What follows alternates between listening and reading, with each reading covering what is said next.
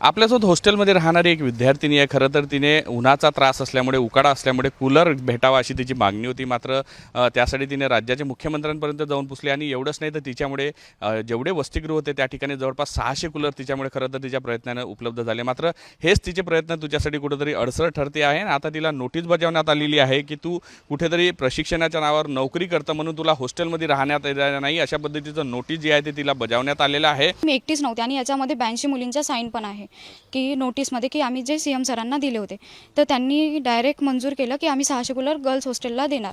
तर आमच्या इथे 5-6 दिवसातच कूलर लागण्यात आले 4 आणि जिथे कूलर लागले तिथे मी नाही आहे. जेव्हा कूलर लागले त्याच्यानंतर मला दुसरीकडे नेण्यात आले आणि मला रॅगिंग करते अशा नोटीस दिल्या की जे मी कधी केले पण नाही आहे.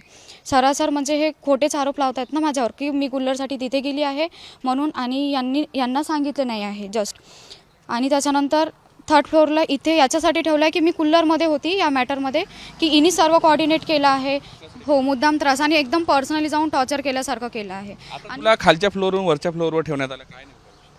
नेमकं हेच की मी कूलरच्या मॅटरमध्ये होती म्हणून की कूलरसाठी मी रिक्वेस्ट केली सरांना आणि कूलर त्यांनी दिलेत म्हणून.